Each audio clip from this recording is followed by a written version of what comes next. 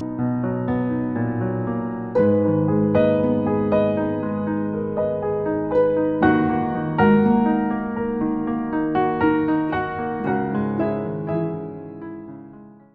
name is Moses Mwangi Kang'ethe, and I am married to Mary here, and I'm a finance person working in the finance sector, and I would want to introduce to you my loved wife here.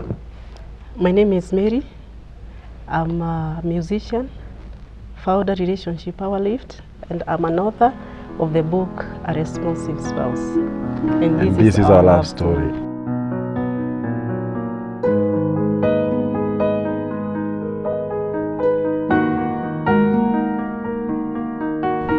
So I joined a church where she was, and that was straight from campus.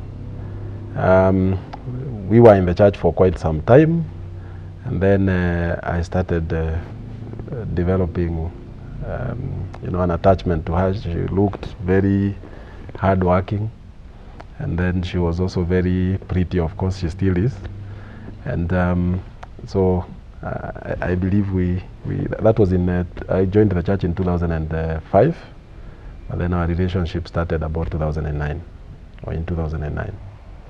Even if it started as a friendship, you've had the time he joined the church and the time we started the relationship is quite a number of years. So we were in the same group. We used to be in the same youth group, and we used to have fun. And Moses was this kind of serious person. Even if I was thinking of a husband, he would not have come to my mind at first, because I was a bit jokey, jovial, and he was this serious person, focused, no nonsense. So so we were having fun. We used to lead the young people with him, and I never thought at any point he can be my husband. So as days went on, I remember I used actually to market him to ladies, and I used to tell girls, you know what, he can make a good husband. To others. Yeah, to others, not me. And I didn't know he was interested in me. So it was one Sunday evening, and we had an event in the church. As I said, I was the youth leader in church, and she was actually the secretary, if I recall, at that point. So as we had the event, we had visitors. So then I actually got wind that one of the visitors said he was very interested in her. And my friend who we had cleared campus with told me, my friend, you need to move fast, otherwise things will turn south. So that's when I decided I need to make a proper move. And it's very interesting, because I was not made, I never met that friend. I never said hi to the friend. You know, his friend ensured that friend did not meet me. So we never met with a friend. And actually I got to know that story when it was like 3 or 4 years of marriage later. I didn't know. Okay, the time he popped this question, it was very interesting, because I never thought, I didn't have an idea. It's just interesting, because when that afternoon he's talking about, we had lunch as usual, as we used to have with the rest of the girls and the young men. So when we now decided to go back, he asked me, what are your plans this afternoon? And I told him, I'm going back to church. Where else? I'm just going back to church. And he said, okay, fine. And then he popped this question. I don't want to say it. And that left me blank, as in I didn't know what to say, because I never thought he can ask such a question, you know, because I used to see him as a brother. I never used to think he can be my husband, or he could be my husband. Actually, I used to tell others, hey, fungukeni, see people, you need to see people outside of here. So I was that person who was not interested in dating in church, or even getting my husband in church. I didn't have an idea that could happen. But then after that, then I told him, okay, let me go and have my time. I'll get back to you. So that's when I went home. And definitely, a church girl, I had to pray, because the previous relationship was it was not good. It never worked out. So I went home and I had to pray seriously. And of course, there's this thing I had told God, I want to know, when this person comes, maybe I want to experience that peace of mind. And sure enough, when I went to ask God now, God, you see this man here. And then it just came to me, I was fully at peace. No, I had actually initiated quite a number of gestures. Maybe she was not seeing, I was not seeing that. my sort of intention, because I used to call her very many times. Maybe she thought because we were in the same leadership group. Then one time we went for a hike, and I was very disappointed she never showed up.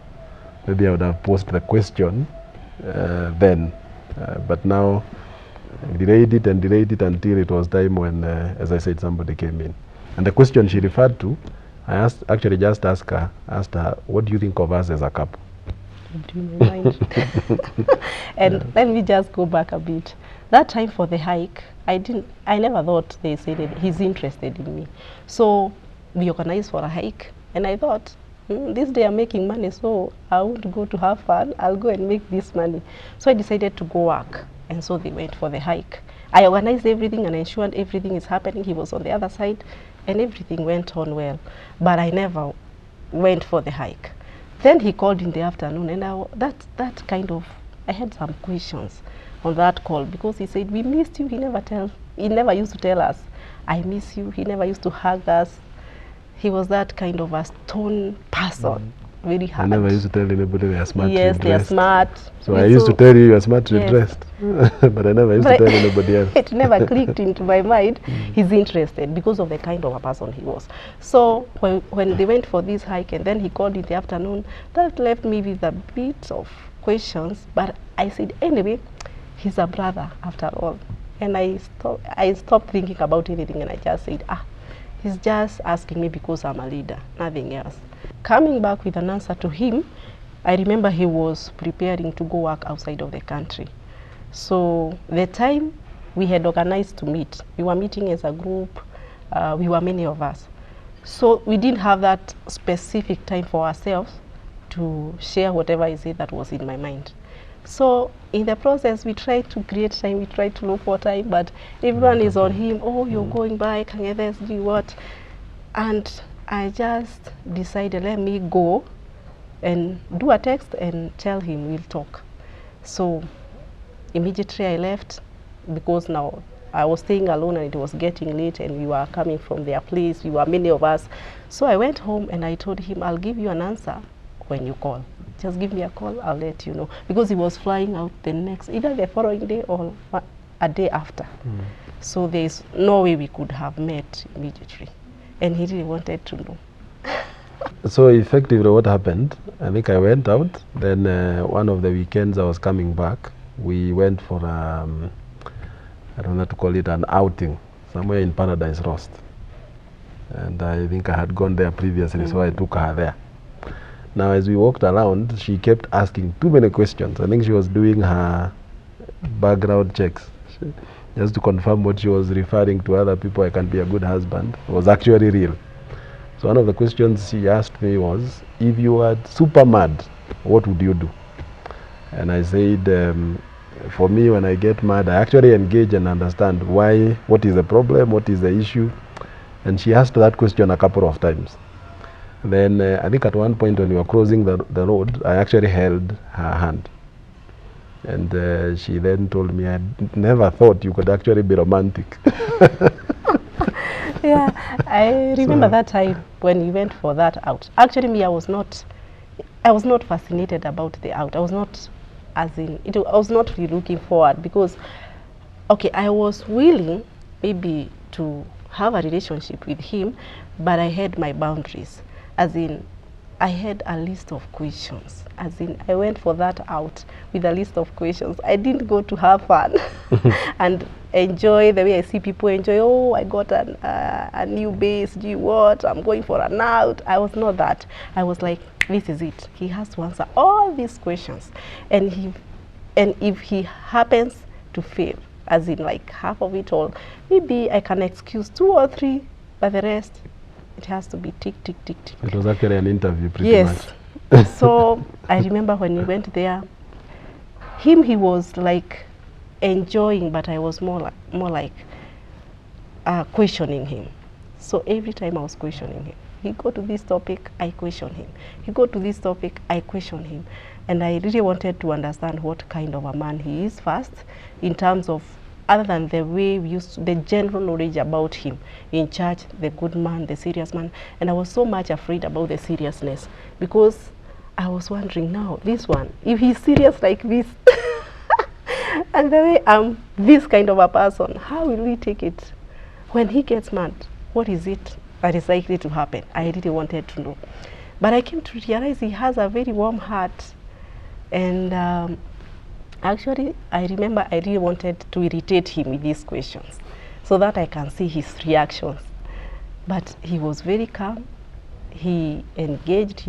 Whatever kind of questions I asked, he was able to answer them, and answer them quite well. The reason as to why I had all these questions, I knew myself. I can be stubborn, he can tell you. I'm difficult. So I really wanted him to know the kind of a person. You needed a more difficult man. Yes, a more difficult man to handle me. I'm not that bad, but I'm difficult. I'm hard to please.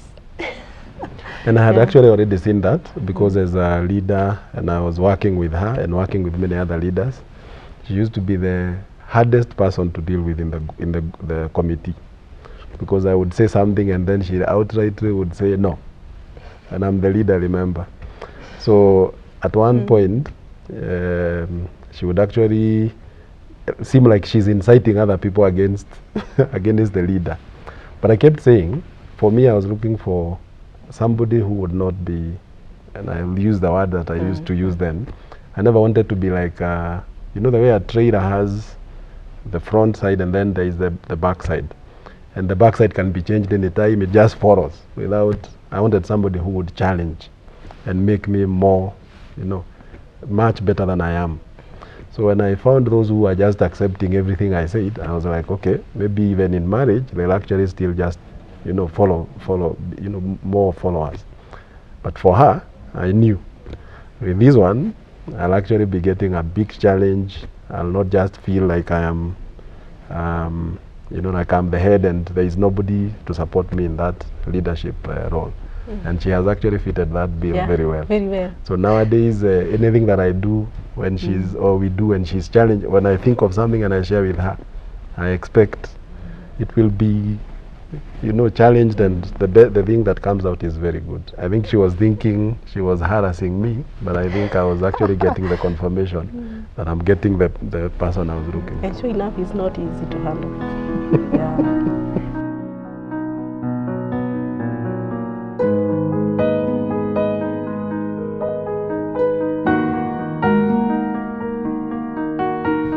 So our relationship was more, very few friends who knew about it. And of course, at some point, of course, the leadership of the church. The point when our relationship became public was when she got an accident. And I was actually working out at that point, working out of the country, as she said. So I was being informed of things happening in Nairobi, and I was outside of the country. So quite a challenging time. So when I came back during the 2-week break that I used to get, when I came back, I went straight to wherever she was. And then, of course, I brought her some gifts. So some of the ladies who were there said, he never brought gifts for the other girls or the other people. How come? So it's at that point the relationship became public. So the normal church process of course, planning our own wedding, going through the courtship process, you know, introducing each other to the parents. I was very clear I would not have introduced more than one girl to my parents, because I did not want to go home and go with this one, go with this other one. No. So I was, when we were sure, we were pretty sure, and now we went to the church leadership, we went then to the parents. Yeah, the normal church process. I don't know whether she would want to. I can say after the accident, because now after when he left, before he got the accident, I think he had just stayed for 2 or 3 weeks or so. Yeah, then we got an accident. Actually, we were coming. It was an accident as we were coming from a mission, the same church. Yeah. So actually, that was a good test for him, because now I knew this man. I have to see whether he's committed. I have to see whether he's interested in me or he just loves me. He loves the way I look. Because remember that time I broke my leg and I had a big scar on my face. So now I was thinking my beauty is gone. I don't know how it will look like after I'm healed. But at least it went on well. But let me tell you, this man was so committed during that time. I've never seen such a commitment. He was so dedicated, so committed that I was like, enyewe, even if we've not gone for a lot of days out with him, at least I can clearly tell. Because after the accident, you can't go out as much. I've broken my leg, I have a cast. So I used to stay with my brother, and he used to come to Nairobi. That time I went to Nakuru to stay with my brother, and he used to come to Nakuru. Every time he used to come to Nairobi. And that is like, he arrives in the morning, take a car, drive all the way to Nakuru, and meet me, then come back. That was a great commitment.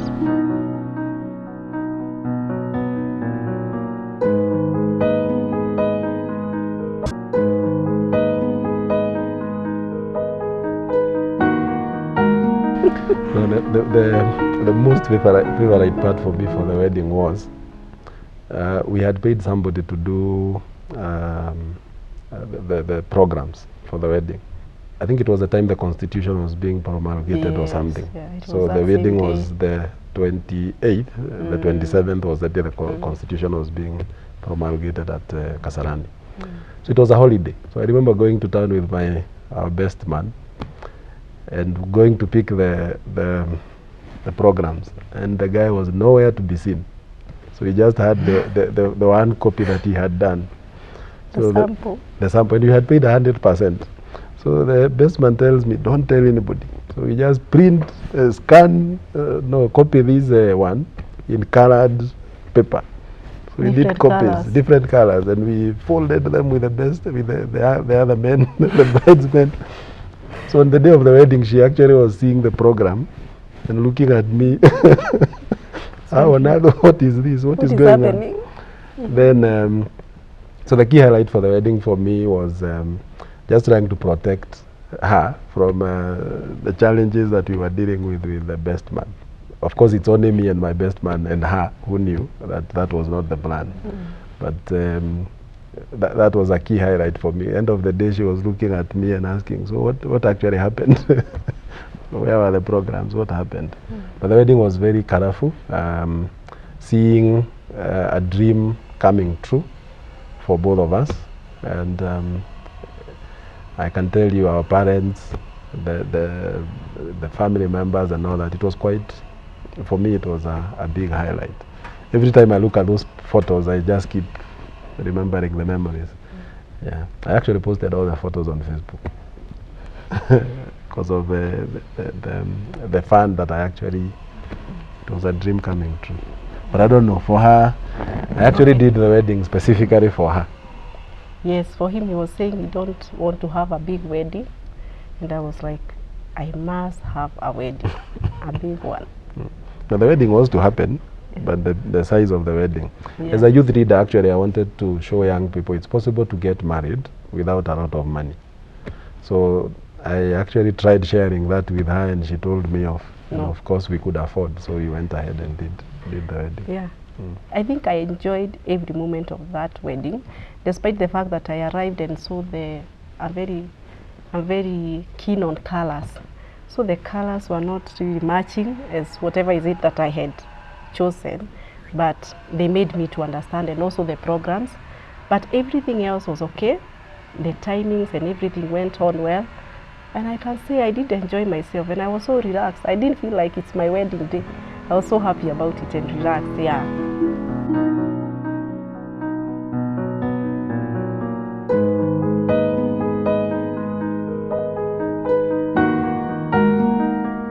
I would actually highlight that our wedding happened in August, late August, and by actually early October, we were out of the country with her.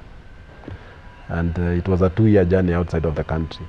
So for her, her honeymoon not only was for the 2 weeks or so after the wedding, it was actually for 2 years after the wedding.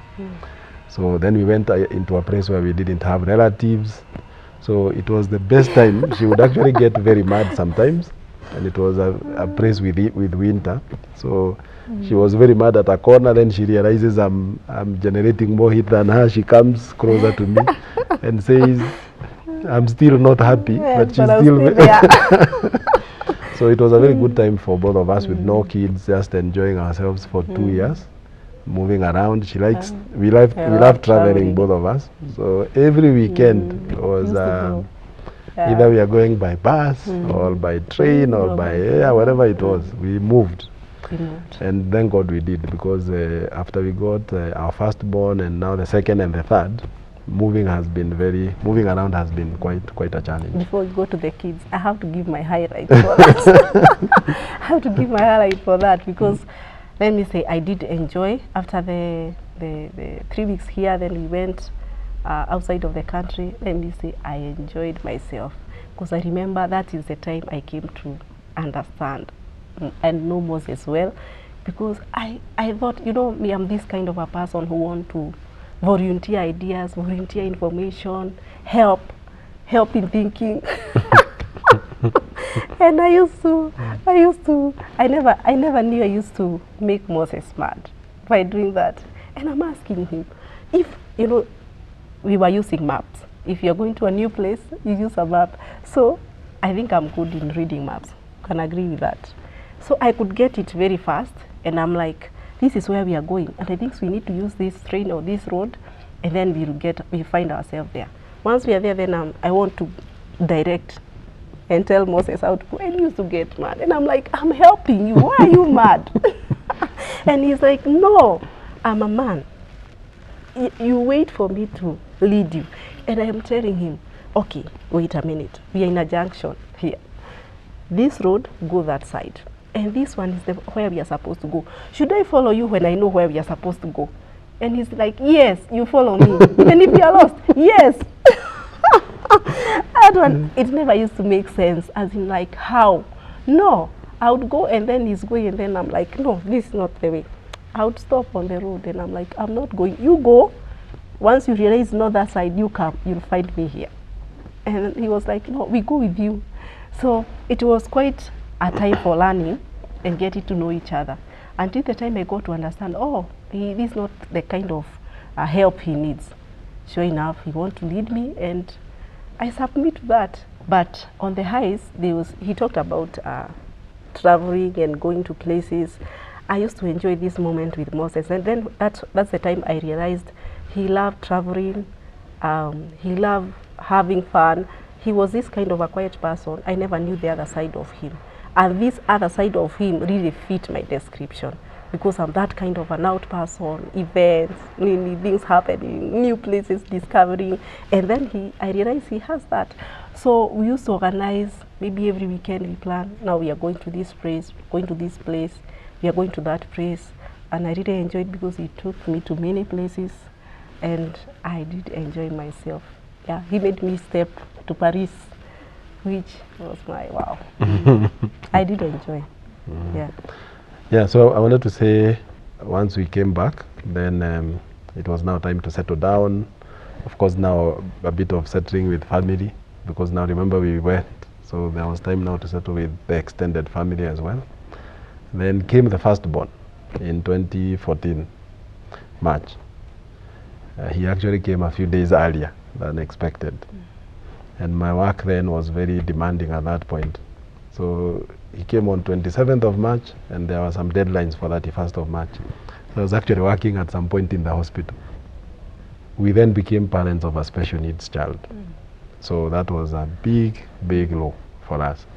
Actually, we went, I took her to the maternity ward, and when we left the hospital a couple of days later, we went home without the young one, because we had to leave him in hospital. So you go home and people are asking you, where is the child? And you say he's in the hospital. And people are wondering, okay, why did you come if you never came with him? So one of the biggest lows for us was actually that point.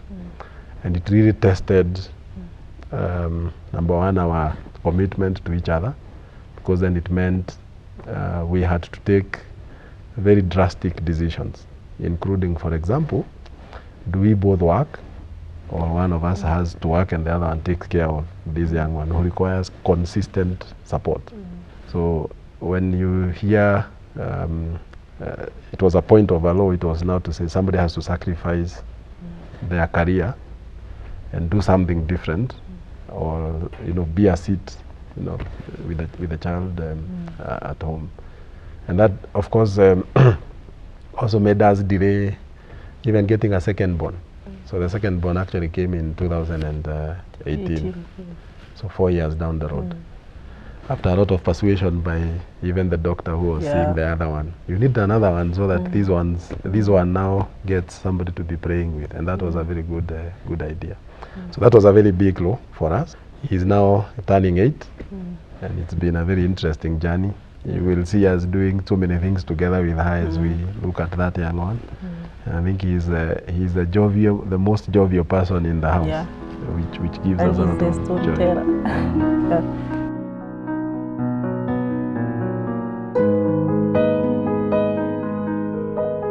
Every time you get into a relationship, you need to know what it is that you want in that relationship.